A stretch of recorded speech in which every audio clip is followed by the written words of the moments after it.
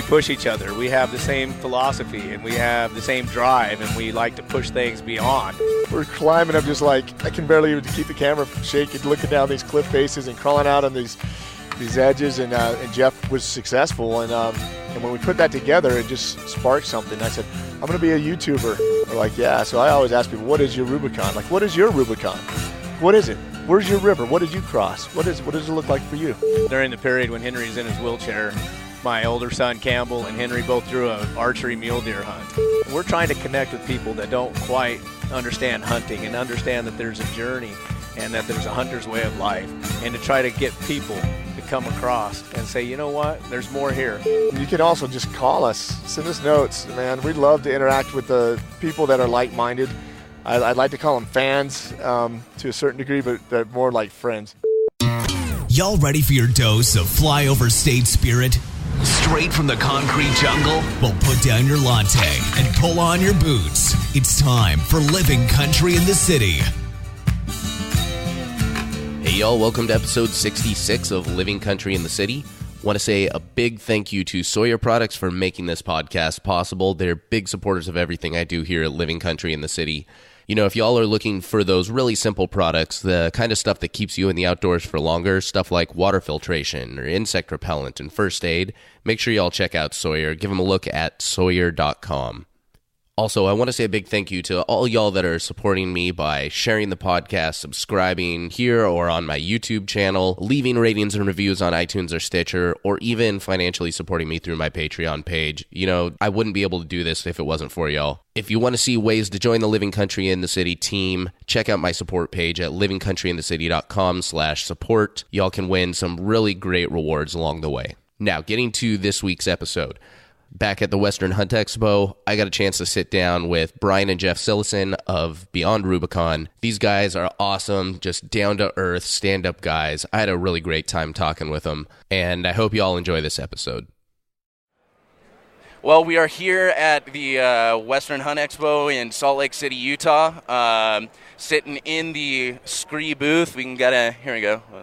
I don't know if anybody can see that back there. There we go, the Scree booth. We're in the Scree booth. Yeah. Booth 602. So if you're here at the expo, come down and see us and make fun of us while we're doing it. And I think we'll even give you a Beyond Rubicon sticker. And there's all sorts of other stuff going on here, too. So some of the best camouflage clothing I think I've ever had. Well, and we're wearing the new Summit camouflage that just came out, and it looks great. There we go. Yeah. So we're sitting in the Scree booth, going to talk a little bit about you guys and Beyond Rubicon. Yeah. And I apparently went through puberty for a second there. So I would like to start out with just each of you individually, your background, how you got started when it comes to hunting and getting into the outdoors. Okay. I think I can start a little bit. I mean, we've been hunting and fishing our whole lives. I mean, of all the things that we did, we were always guaranteed an opportunity to go to the lake and cast a reel. You know, we liked to fish for crappie, did some bass fishing with our granddad when we were kids, and then got to go out and do some hunting. I was my dad's bird dog. Jeff was my dad's bird dog. And we'd go dove hunt, and we'd have to go retrieve the dove, and we thought that was absolutely fantastic. Long heritage of hunting in our family, our grandparents, all the way to our great-great-grandfather, who was the last Delaware tribal chief, the Delaware chief, and he was a big hunter. Wow. And a pastor and all sorts of stuff. So, you know, we're just discovering all of this as we're researching our lineage. Absolutely. Well, you know, and for me, I've been the little brother, you know, following Big Brother all around and always wanting to be like him. And so, you know, when he'd go out and, you know, he was able to start hunting before I just wanted to be him, you know. And so everything I always did was trying to keep up with Brian. And, you know, together we've made quite the team over the years. I think so, except for that part where I had to try to be better so I could stay ahead of him because I split off and went to the Marine Corps for a while, and then Jeff's telling me about all these epic hunts, just one after the other, and I'm just like dying, and he's like got all these mad skills, and he started bow hunting, and I'm like, well, shooting muzzleloaders and guns is fun. Why would you want to go back to bow hunting? He's like, oh, no, dude, you have no idea. And I fought him on it for a moment, and then I had to come back and elevate my game and chase his coattails. Yeah. Well, you know, little sibling competition is very, very healthy, especially when it's teaching you to improve and get a little bit better in the backcountry, right? Well, there's like two times in our life or more where we had doubles on bull elk out of the same herd because we were working together. I always let Jeff kill the big one. That's not true. Brian's always had this magnet in his pocket for the very largest animals. And, it's neat because, you say that competition, but it's also we push each other. We have the same philosophy and we have the same drive, and we like to push things beyond, the limits of what normal people would do. And that's what's been great is to have him right there on my 6, and then turn around and be on his rear and just, pushing each other, helping each other, and making it happen. It's great. Love it. I think you were asking me earlier about Beyond Rubicon a little bit, right? Yeah. And how that was born. Did you want to hear a little bit about that? Yeah, absolutely. That was going to be my next question. Well, we were just talking about it, so sorry, I didn't mean to usurp your authority. This podcast is over. So Jeff and I'd come back from the Marine Corps on leave, and we'd go hunting. And I got my last few years in the Marine Corps, I got stationed back in my home state. And we went on this ibex hunt for Persian ibex in the Florida mountains. And we were filming each other. And Jeff had already started doing some filming. We'd film each other on a turkey hunt. And we just had fun with it. And really what happened is we could show our family, like, this is what we did. And we could back up our stories with actual footage. And we enjoyed it so much that when I filmed Jeff going on some pretty extreme stalks on an ibex in the Floridas when he got his first one, and there's like a 1% to 2% success rate with a bow there, and we filmed it, and everybody loved it. I posted I loved it because he filmed it. Yeah, I was scared out of my freaking pants. We're climbing up just like I can barely even keep the camera from shaking, looking down these cliff faces and crawling out on these edges. And Jeff was successful. And when we put that together, it just sparked something. I said, I'm going to be a YouTuber. That's what we're going to do. And I asked Brian, what's YouTube? Yeah, exactly. No, to this day, I still remember when YouTube first came out. I was looking at that. I'm like, oh, that's cool. It's like online videos. Awesome. Like, it's never going to be anything. Nobody who's gonna take all this time and like post up a bunch of content for free online. Yeah. Like, I'm able to admit when I'm wrong. Yeah, no, absolutely. Well, the sad part about it is that as my business plan developed and how we were going to be able to do something in this industry, and I had no idea really, all of a sudden I hired a movie crew and said, why don't you boys come out and film us? We're going to make an episode out of this. I literally had Ernesto, who is one of the coolest people I've ever met in my life, show up with a beret and a red scarf, and he had no idea about hunting. But he was so excited. He was so excited. He was like a kid in a candy store. I love him. Oh, yeah. I mean, we missed opportunities on a dozen nice bulls easily because we were a bag of monkeys rolling through the forest. But it ended up being just an awesome hunt, and it established the style for what became Beyond Rubicon. And what I learned is about how we love and the passion about hunting, the hunting industry and conservation and the way that we approach the outdoors is that it's an irrevocable commitment for us. We're here. We're here for God country. You know, for me it was the Marine Corps and the outdoors, and that's where I kind of found my center. So Rubicon is a river that was crossed by Julius Caesar back when he was on his rise to power. And so metaphorically speaking, crossing the Rubicon meant you were going past the point of no return. So it's not about Jeeps, people. It's not about the Rubicon Trail. This is about a commitment. We crossed the Rubicon. This is our way of life. We love it. We're not turning back. Second Amendment, Constitution, you name it. God, our country, we're here. I love you, man. It's so true. Are you passionate about it? I really can't tell. Paquito. Just a little bit. So we just stayed. I'm so excited. I want to go do something. I want to go push big. All right. We're leaving the expo now, and we are going to go chase some animals this moment. Right this moment. We got all the camo we need here. I'm sure we can find a gun. So. Oh, for sure. For sure. There's plenty of tag draws. That's how it works, right? Yeah. We can just go pick up a tag from a booth and go out and hunt. Yeah, but I think really, I actually know somebody who won the Doll sheep hunt. Oh, yeah? Yeah, Santino from the Sportsman Channel, if you're listening, I don't know if you are, won the Doll sheep hunt last year. And he's like, yeah, just buy your tickets at the very last minute. Get them on top. Get them on top of the draw. Get them on top. And I'm like, they shake him up pretty good, but it should work for us. There is hope. there is hope anyway. Hey man, I'll take any sort of bonus that I can get to get my ticket up there for those drawings. 'Cause honestly, for most people, something like a goat hunt or a Dall sheep hunt, a lot of these hunts, this is the only place you have any remote hope of getting it, unless you've been applying for 20 years for this stuff. That's right. I mean, even then, you're still not guaranteed a hunt. So this is the majority of people. I think this is their best opportunity to get those tags. But we learned that you can't draw a tag unless you apply. Yep. So you have to start. If it's 20 years that it's going to take you to get a hunt, well, you better start now, because where are you going to be in 20 years? Exactly. You're still going to be wanting that hunt. So you got to do it. So apply. No, I definitely sat down with the guys over at Go Hunt today, and we were talking about that, where it's like, new people getting into hunting, they want to hunt, and they're just thinking about the immediate sense right now, and it's like, okay, well, I can go hunting now, but then all of a sudden when you're really committed and you're like, oh crud, now I really want to go on that prime elk hunt or that prime mule deer hunt or that sheep hunt. All right, I'm going to start applying now. Well, you should have started applying 3, 5, 10 years ago when you. That's exactly right. It's hard to have that forethought. Yep. But it becomes difficult for all of us. Time and the commitment for resources, your money, your time, and the effort. To make these, to submit these applications, you got to get them in. And there's definitely some wisdom involved in doing that, where you have to realize, okay, I still have to pay rent and be able to. You may be living off of top ramen and bologna sandwiches during tag application season, but it's worth it. Know that feeling too well, because you get that $500 a pound backstrap, and it's worth it. Oh yeah.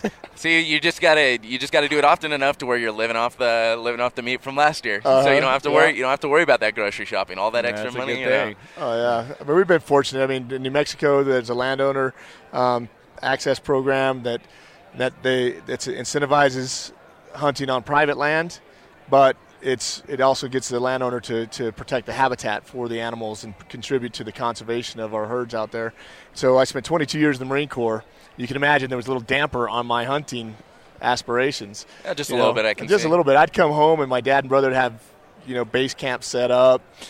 My dad sometimes would just go confirm my zero on my rifle, and I'd get into town and try to confirm it, and I had 4 or 5 days. There's times I had camp set up. I'd go set camp up. Dad would head to Albuquerque to pick up Brian at the airport, drive back through the middle of the night, stop on the side of the road, get safely off the road at night, set up headlights to just zero the rifle in to make sure that it was good for Brian. Yeah, and I give don't him recommend that. But you do what you got to do when you serve the country the way that you did, and spent 22 years of your life serving this country in the Marine Corps, and when you have a very little, window of opportunity, you got to make it. You got to. So fortunate. So not a lot of hunting in the 22 years before Beyond Rubicon was born, and so every day I go out there, I learn, and the number one thing I learn is about attitude. And that just goes right along with why we named the show what we named it, and we just try to live up to it, and we remind ourselves it's got to be about finding your center and connecting with nature, just getting away from the hoopla and the chaos. So that's pretty important to us, and so it's a reminder, because we got to make decisions about that. It doesn't just happen, because it's very easy to succumb to toxicity and stress and sometimes anger and pressure for trying to make a living and take care of your family and do everything that you want to do. And when you get out there, I think you can just hone it all back in. And when we just say, did you cross the Rubicon today? Yep. We're like, yeah. So I always ask people, what is your Rubicon? Like, what is your Rubicon? Like, what is it? Where's your river? What did you cross? What does it look like for you? Sam? Yeah. Well, right now, it's a very difficult season this last year. And so, I told you guys a little bit about myself before yesterday when we were talking, and I always tell you I'm new at this. I literally dove in head first, and I think the other day I said I dove in head first and hit my head on the bottom of the pool pretty well. Yeah. At least there was water in it. Yeah. Was there's a little bit. It had rained the day before. Oh, good. No, right now for me it's that challenge of getting through a really rough last season. I went out on an elk hunt because I do things the easy way. I decided for my very first backcountry hunt, I'm going to go on a solo, just DIY, over-the-counter, public land elk hunt with my bow. So it just sounds like every time I say it, I'm like, what is wrong with me? But I'm also, like you said, it's about the point of no return. I can't start slow. That is not at all within me to, do things step by step, do it the smart way. In all reality, the smart way when you're starting hunting is not to literally do one of the more difficult hunts in the Western states. But well, you survived. You're here today. I ended up tearing each of my knees, both of them on the trip. On the second day, I spent the next 2 days trying to power through it and covering 15, 20 miles, and I finally couldn't do it and called a good buddy out of Montana. He came down and packed me out and ended up having surgery and recovering from that, and so it's definitely getting back into the field. And I'm guessing your buddy gets a Christmas card every year with maybe a little other treat. Yeah, my folks also sent him a very nice thank you gift. I get a text message from my mom. She's like, "What's Clayton's address?" Thanks, Mom. Thanks, Mom. Yeah, but no, she Clayton he's a really great guy. I did an episode 38 of the podcast is with him, and we talk through the hunt and all of that, and it's definitely, there's a mental aspect to that, where I don't want to, I learned a lot, and I'm definitely going to take those learnings and apply them to my next hunt. Sure. But I don't want that last hunt to intimidate me. It kicked my butt royally, but I don't want to look at an area and be like, no, that's going to be too hard for me now. Yeah. I don't want to not challenge myself to go somewhere just because I had I hit a really bad situation last year and made some mistakes and everything compounded. But hey, it's like a relationship, right? You don't want to measure your next relationship with your last one. Yep. Just take the lessons learned and apply them. You got to dump that ex and move on. Oh man, except I'm probably going to go be dating her neighbor this year, so. The next. We are live, right? Yeah. Did you hear him? Did you hear him? I don't know. There's a couple people on there. What have we got? Send a request to be in your live video. Wow, there's like new stuff on these live videos that I've never seen before. That's interesting. Yeah. I'm going to have to figure this out. Instagram's releasing new stuff. And it is. Yeah, by the way, for those of you who are listening after the fact, we are, I'm doing Instagram Live with all these podcasts, so I'm getting distracted by technology, which is an awesome thing and a terrible thing sometimes. But so tell me a little bit more about the show. How long has it been going again? Well, we had our first season in 2016. Okay. And then a little hiatus from the Sportsman Channel for about 6 months, kind of delayed us. We relaunched season 1, and that's playing right now. Awesome. With a couple little original edits and one full original episode on hog hunting with thermal optics at Rubicon. So that was an absolute blast. And so season 2, we have so much incredible footage. I am cutting it right now and trying to piece it together. I'm just like, if you have a prime steak, which part do you cut off and not eat? Like, that is how great season 2 is going to be. That starts in June, and we're going to launch that thing with a whole bunch of hoopla. And now we're getting into the digital realm too. Short videos, short films. I haven't released it yet, but we just did a sable. I had to send it to you, a sable hunt in Africa, spot and stock. And we just made it really intense, short film style. And I just kind of love that approach to telling our story. Nice. And that's really what it boils down to. We tell our story. Everything's about the journey. It's not about, wham, bam, thank you, ma'am, let's, wholesale killing or slaughter. Like, literally, there's a journey to it. There's a connection with the outdoors that is hard to find if you only focus on one aspect of it. So slow down, be present in that moment. I don't think there's a place in the world, maybe in combat, where you have to be present at that moment and take everything in. Because the world, you can not see the forest through the trees, right? I mean, these branches are hitting you, boom, boom, boom. Like, you get distracted, and you miss so much that's out there. And for me, like, getting out there and getting with my family, sharing it with my dad and my brother, and that's my place. If I'm ever lost and I don't know where my place is, I remember, oh yeah, it's in the mountains.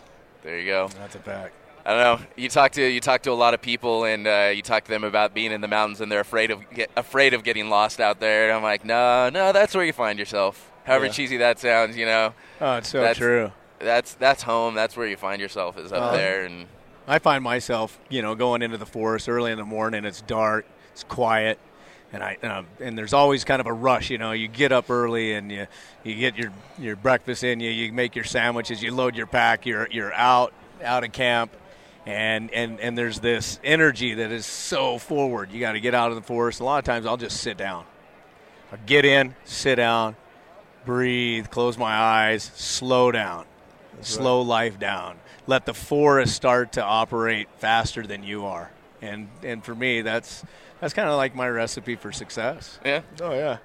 Oh, you can't go on a patrol. But as soon as you get out of your patrol base and you go out into enemy territory, the very first thing you do is sit down and get attuned to the environment and the noises. There's so many similarities here that I'm able to continue to scratch that tactical itch that I have after having left.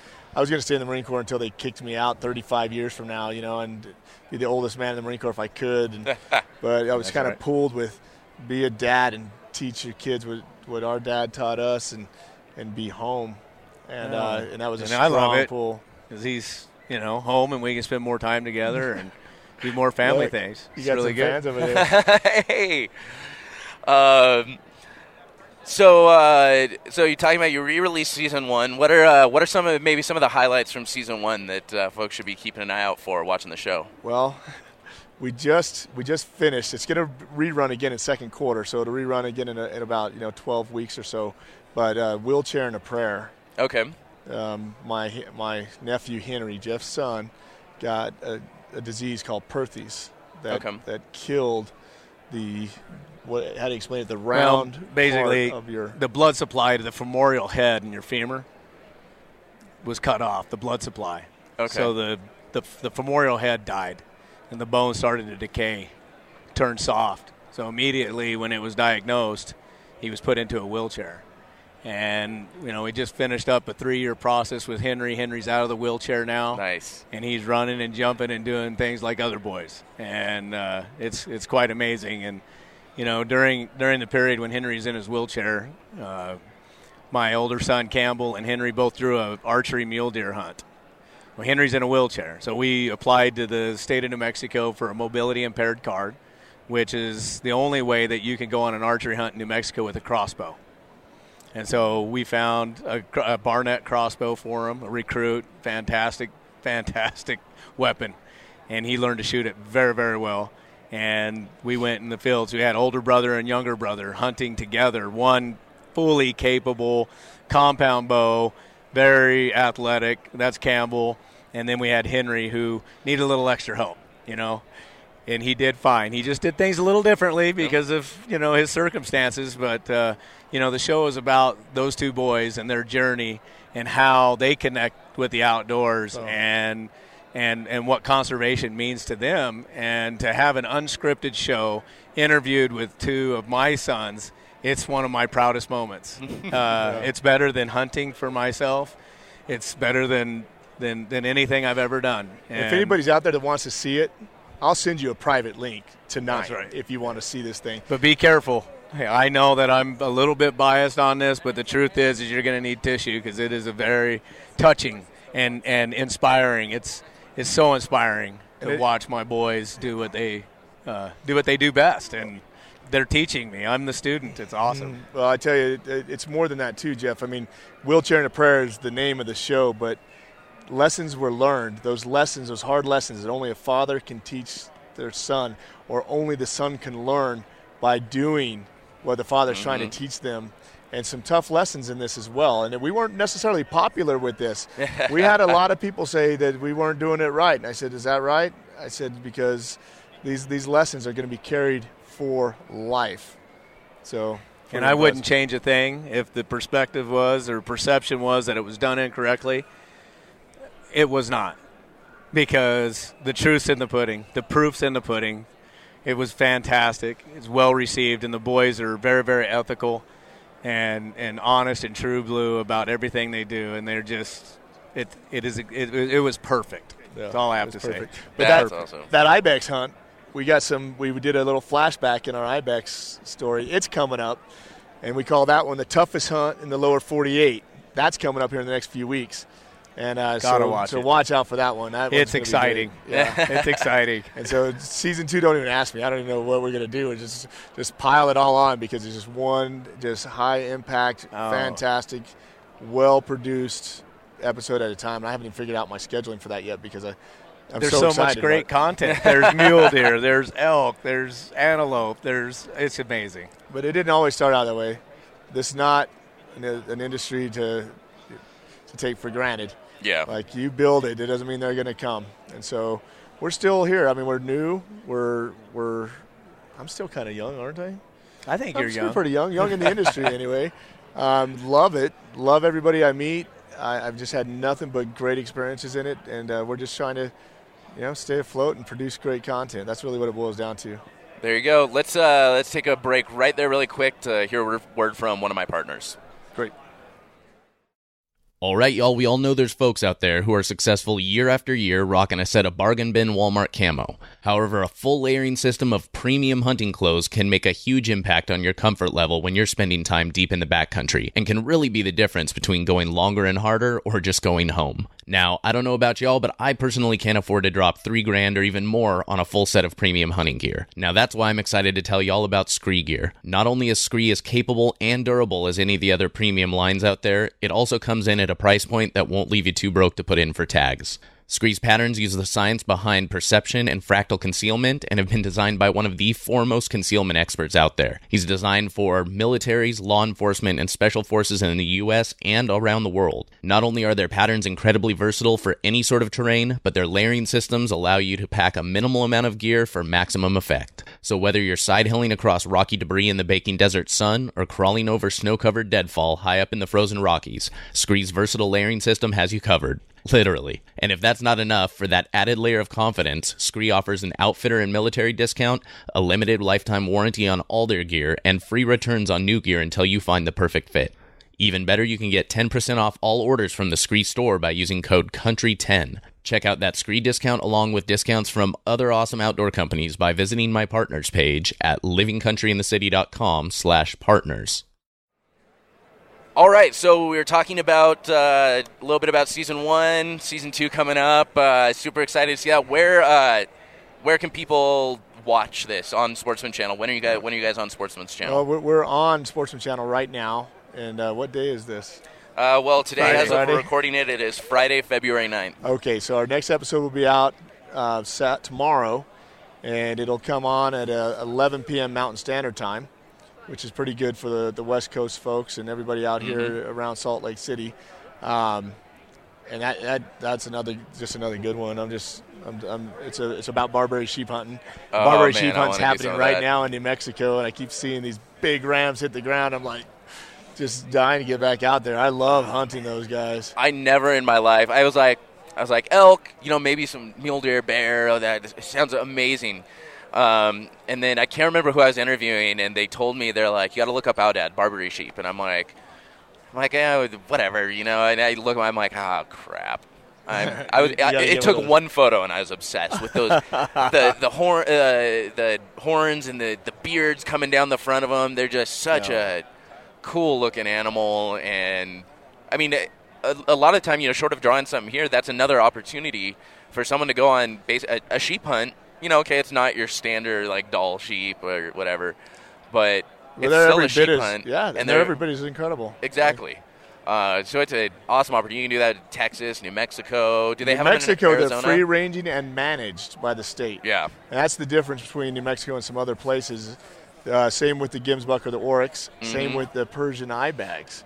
They were brought in at different times and managed by the state, free range, wild as they can get. Ibex is the next one you should look up. You're fit enough; you can handle getting up the top of the mountain. I've been looking at ibex. The other animal. I was talking with Cable Smith on Lone Star Outdoor Show, and he got me hooked on black buck because we were talking about different, like all the cool exotics you can get out in Texas, and he was showing me he had some posted up behind him while we were on Skype, and he was showing me his black buck, and I'm like, son of a, I can't, like I'm only 1 year in, and I've already got a tag. They call that the fever. Oh gosh, It is the fever. You're not going to be able to check shake your it, man. temperature. No It'll cure. take a lifetime to feed the burn. I don't think it'll even take a lifetime. I'll be dead, and it won't ever be fully fed. I mean, I'll be sitting there haunting the best units, and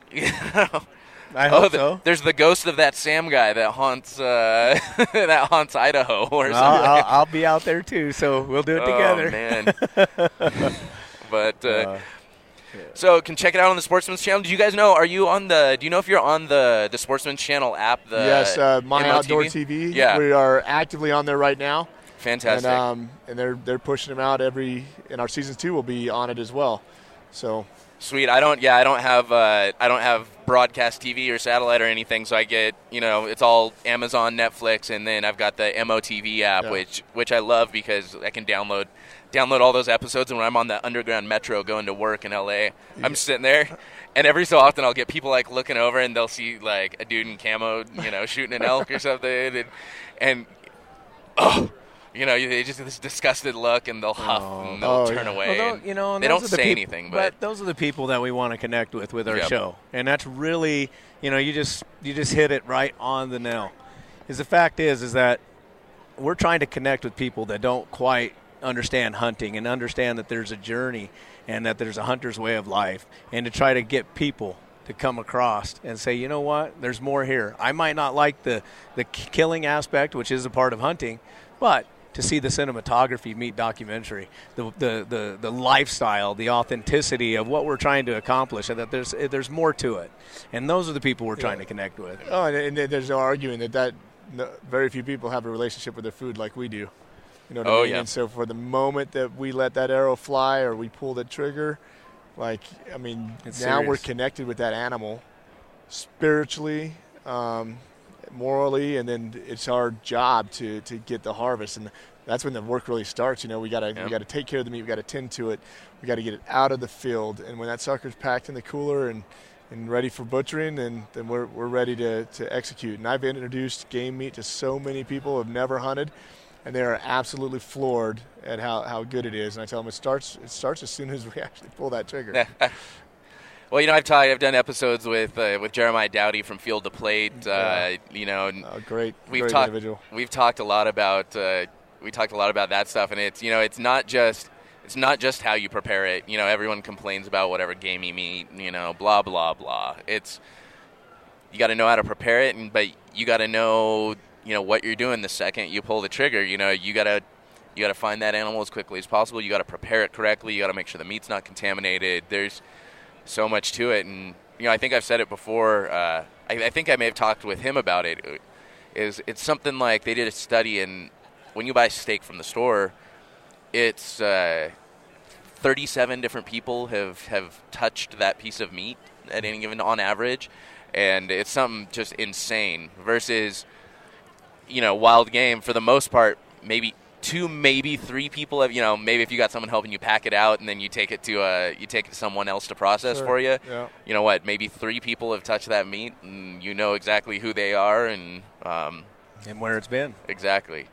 Yeah, I'm with you. That's great. But no, it's funny being on the Metro. I actually had talking about reaching out to those kind of people. I was on the Metro the other day, and I was reading my I think it was the Backcountry Bow Hunting book by Cam Haynes, and I saw a guy that I tend to be on the Metro a lot with. We talked once or twice, and he saw that I was reading this book, and I think I may have been wearing camo at the time too, and it just sparked up this conversation, and he was kind of like, "Oh, you're a hunter." It wasn't like, "Oh, you disgust me" immediately, but it was like, "Oh, that's kind of sketchy." Sure. And it was just this amazing conversation. We're on the LA Metro. We're not really. Yeah, I guess he could move 2 seats over, but we're underground. He's not leaving, so I got to spend the next 20-30 minutes just sitting down talking with him about conservation. I explained Pittman Robertson.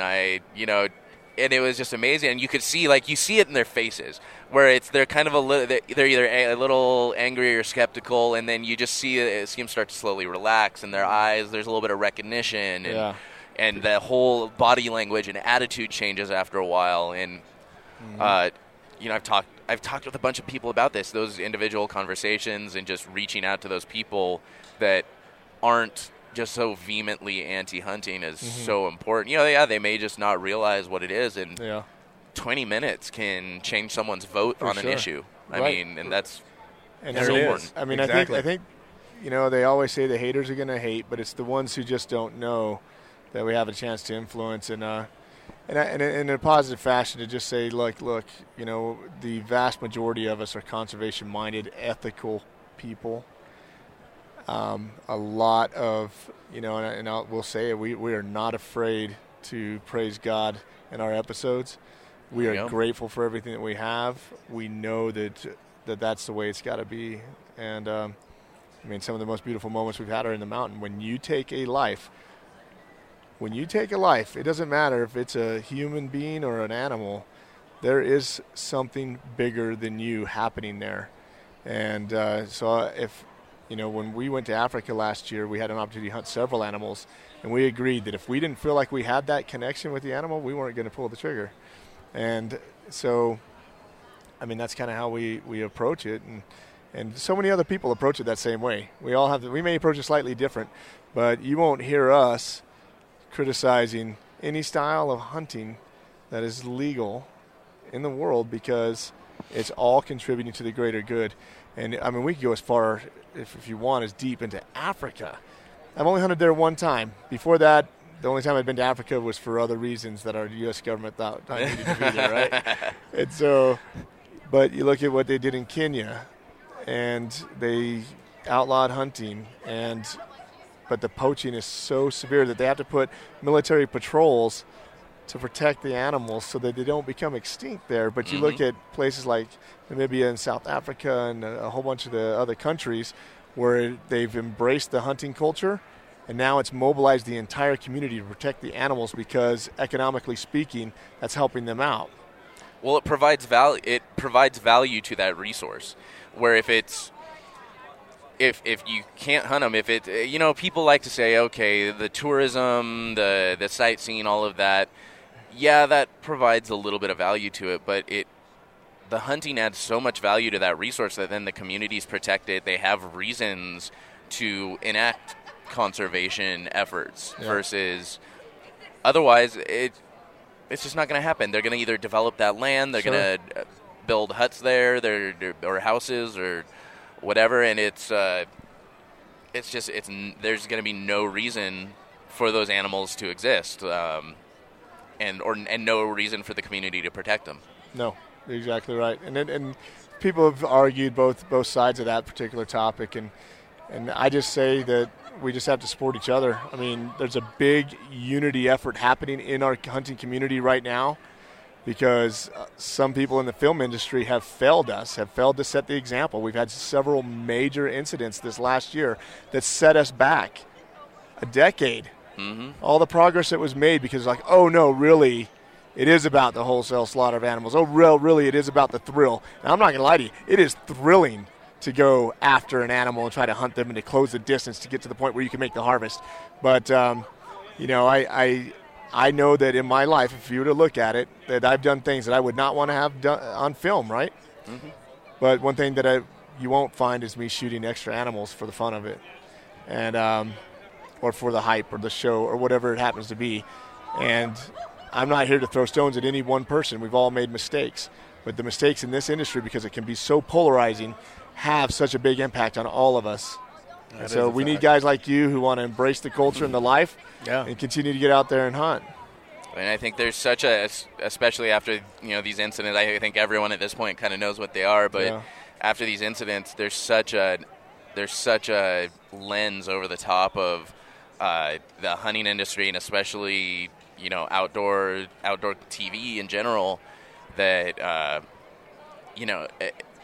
we're right on the verge of things, and I really think everyone's got to be super careful. And so shows like yours that focus on that journey and just that uplifting aspect of it, and being ethical and legal and focusing on that first rather than just, okay, we need to make the show at any cost. It's super important, and it's shows like that are really going to be the only thing that keeps outdoor TV going. Too many more incidents, and the public outcry is going to be too great, and it's not gonna continue. It can hurt a whole lot. It's a lot easier to hurt the industry than to build it back up. So, that's what they say. One all crap's worth 1,000 attaboys. It really just true. And again, I'm not here to throw rocks at any of these guys. Mistakes have been made. Hopefully, whatever they're doing and whatever they're influencing the rest of their life has been changed because of that. And a lot of times in our darkest moments when we become our brightest self. And I can only hope that that's what's happened to those individuals. But I also know that it's more important for us to be able to set the example when we are putting ourselves out there and publicly putting ourselves out there. We have to be held to a standard that we expect everybody to be held to. And I won't say higher standard. It is just the standard, period. And that's what we're gonna continue to do that. And we've gone home without tags filled so many times. We've hurt ourselves in the field just like you. And I think we just got to do the best that we absolutely can and try to make the most right decision that we can when we're in the field, because there's so much that happens when that big bull walks out in front of you. Yep. Your mind's turning, and you don't see those little branches in front of you. Your lane gets confusing, and you're trying to get the shot, and then you realize when you can cool your mind and be present again that, okay, now I can make it happen. You got to take that time, because what do they say? Slow is smooth, but smooth is fast. That's exactly right. And so if you can do that, then you can get rid of that buck fever a little bit. We just saw our dad do it. Hunting his whole life, he just was getting the buck fever like nobody's business. Yeah. So happy. I was so happy to see him act like a kid, though. You have that adrenaline and that motivation going. Oh, that's funny. So we talked. So good. we talked about where people can watch the show on the Sportsman channel, when they can see it.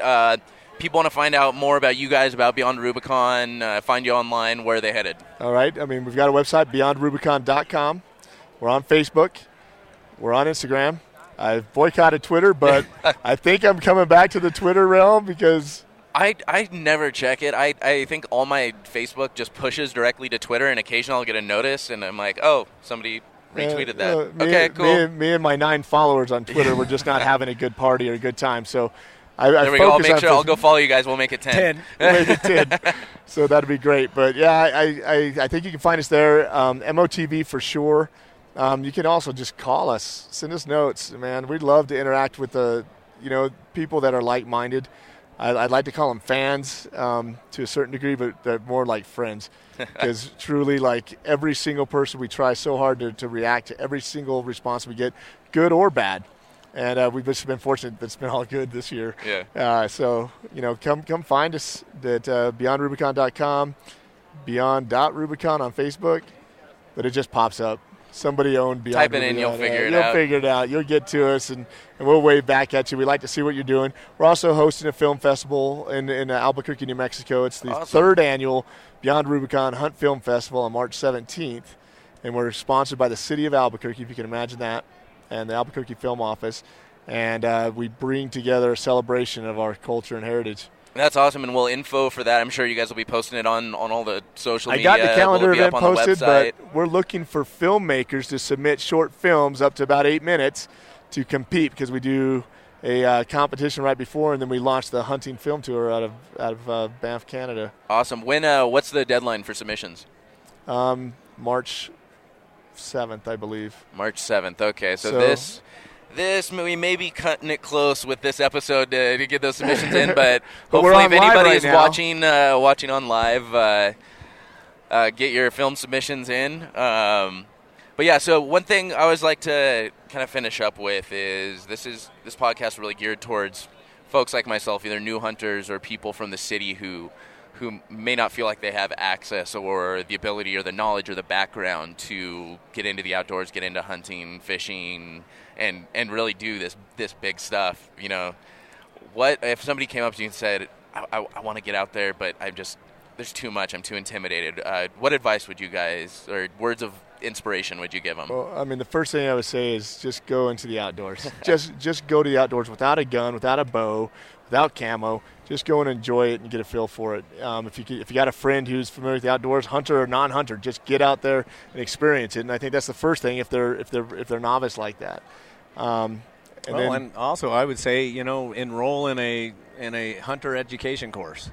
Yeah. It will teach you all about hunter safety, but it'll also tell you about survival. It'll also teach you about, you know, other aspects of first aid and the different things that are necessary to put into your knowledge bank to get into the forest and get into the outdoors so that you're safe. It's very important. And that helps with your confidence. That's exactly right. And the confidence is a big deal. I mean, and then you team up with somebody, you know, get the right gear. Don't go below thousands upon thousands of dollars on stuff that you think is going to be successful. Meet up with somebody who just has a little bit more experience than you do and listen. And just call Scree. Yeah, call I tell Scree. you what, shameless I mean, obviously we're in the Scree booth here. Shameless product plug. You know, I had Scree on the podcast a few episodes ago. Check them out on check them out on my partners page, livingcountryinthecity.com/partners, and you can actually get a discount if you use, it's either code country5 or country10.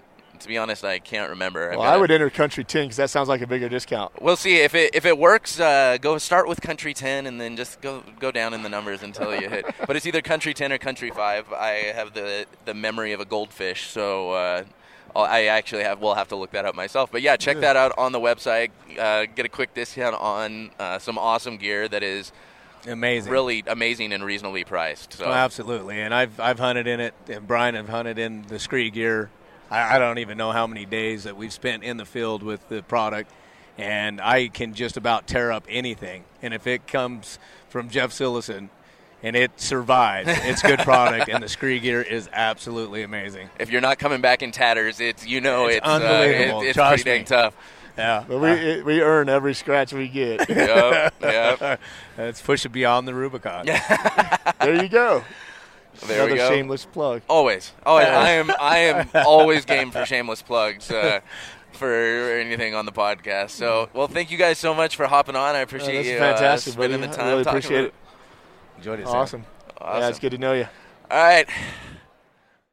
All right, y'all, that'll do it for episode 66 of Living Country in the City. Make sure y'all check out the show notes page at livingcountryinthecity.com/66 for links to Beyond Rubicon and everything we talked about in today's episode. Also, make sure you check out my support page at livingcountryinthecity.com/support. Find out about all the ways you can join the Living Country in the City team. But in the meantime, keep it country, y'all. Thank y'all for listening to Living Country in the City. Get show notes and check out the blog, product reviews, events, and more at livingcountryinthecity.com.